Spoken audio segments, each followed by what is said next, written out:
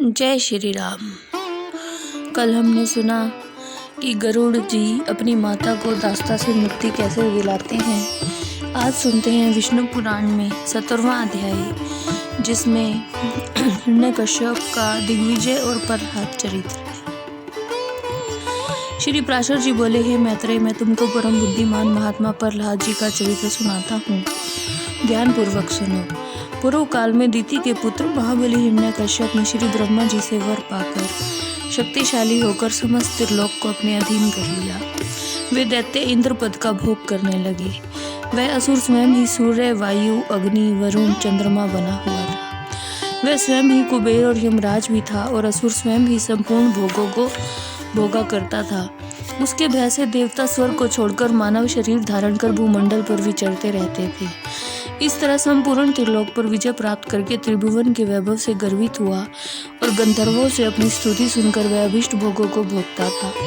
उस समय उस मद्यपान में आसक्त हिरण्यकश्यप की संपूर्ण गंधर्व तथा नाग आदि उपासना करते थे। उस दैत्य राज के सामने सिद्धगण बाजे बजाकर उसका यशगान करते और कोई प्रसन्न होकर उसकी जय जयकार करता।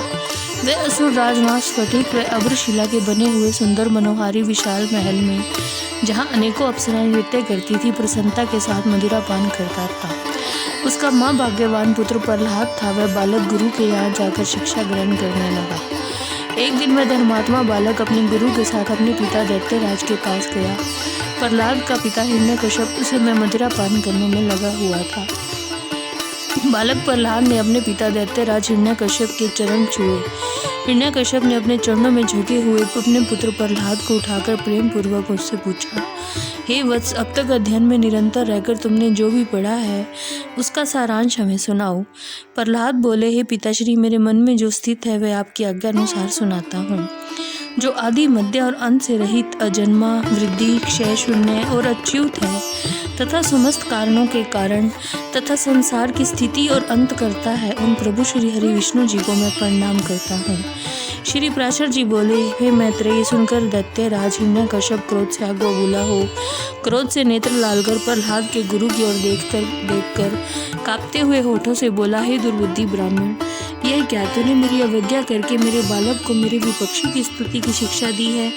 गुरु ने कहा, दैत्यराज, आप मुझ पर व्यर्थ ही क्रोध कर रहे हैं, क्योंकि आपका पुत्र मेरी सिखाई हुई बातें आपको नहीं बता रहा। हिरण्यकश्यप बोला, पुत्र प्रहलाद, तुम्हारे गुरुजी कह रहे हैं कि उन्होंने तुम्हें यह शिक्षा नहीं दी। फिर तुम सच सच बताओ कि तुमको यह शिक्षा किसने दी। प्रहलाद बोले, हे पिताश्री, मन में स्थित प्रभु श्री हरि विष्णु जी ही तो संपूर्ण जगत के उपदेशक हैं। उन परम पिता परमेश्वर को छोड़कर अन्य और कौन किसी को कुछ सिखा सकता है। हिरण्यकश्यप बोला, अरे मूर्ख, कौन है वो विष्णु जिसका तू मुझ जगदीश्वर के सामने ऐसा बारंबार वर्णन कर रहा है। प्रहलाद जी बोले, जो योगियों के ध्यान करने योग्य हैं, जो स्वयं जगत रूप हैं, जिससे इस जगत की उत्पत्ति हुई है, जो स्वयं विष्णु रूप है, वह परम पिता परमेश्वर ही श्री विष्णु है। हिरण्यकश्यप बोला, अरे मूर्ख, मेरे जीवित रहते हुए कौन दूसरा परमेश्वर कहा जा सकता है। तो फिर भी मौत में मुंह में जाने की इच्छा से बार बार ऐसा उल्टा सीधा बक रहा था। प्रहलाद बोले, आप क्यों व्यर्थ क्रोध करते हैं? आप प्रसन्न होइए। वह ब्रह्मभूत प्रभु श्री हरि विष्णु जी केवल मेरे ही नहीं, वह तो संपूर्ण प्रजा और आपके भी करता है। हिरण्यकश्यप बोला, अरे कोई पापी इस दुर्बुद्धि बालक के हृदय में आसीन हो गया है, जिसके प्रभाव से ये अशुभ वचन बोल रहा है। प्रहलाद बोले, हे पिताश्री, प्रभु श्री हरि विष्णु केवल मेरे मन में ही नहीं बल्कि संपूर्ण लोकों में स्थित हैं। वे सर्वगामी तो मुझको, आप सबको तथा समस्त प्राणियों को अपने अपने प्रयत्नों में प्रवृत्त करते रहते हैं। हिरण्यकश्यप बोला, इस पापी को और इसके गुरु दोनों को यहाँ से ले जाकर इसका भली प्रकार शासन करो। इस मूर्ख दुर्मति को न जाने किसने मेरे विपक्षी की प्रशंसा करनी सिखा दी है। श्री प्रहलाद जी पराशर जी बोले, हे मैत्रेय, उनके ऐसा कहते ही दैत्यगण बालक प्रहलाद को फिर से गुरु के यहाँ ले गए और वहाँ गुरु जी की सेवा करते हुए विद्याधन करने लगे। बहुत काल व्यतीत हो जाने पर हिरण्यकश्यप ने फिर अपने पुत्र प्रहलाद को महल में बुलाया और कहा, पुत्र, आज कोई कथा सुनाओ। प्रहलाद बोले, जिनसे प्रधान पुरुष और इस चराचर विश्व की उत्पत्ति हुई है, वे प्रभु श्री हरि विष्णु जी हम पर प्रसन्न हो। हिरण्यकश्यप बोला, अरे यह बालक बड़ा दुर्मात्मा है, मार डालो इसे। अब इसके जीने से कोई लाभ नहीं, क्योंकि अपने पक्ष की हानि करने वाले होने से यह तो अपने कुछ के लिए अंगार रूप हो गया है।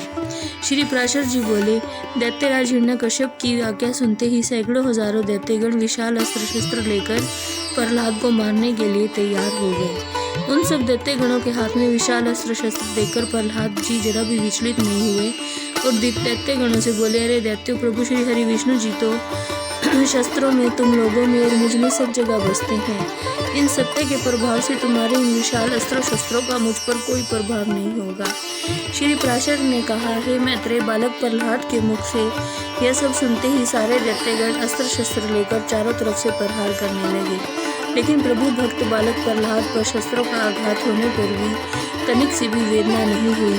वे तो वैसे के वैसे ही नवीन बल संपन्न खड़े मुस्कुराते रहे।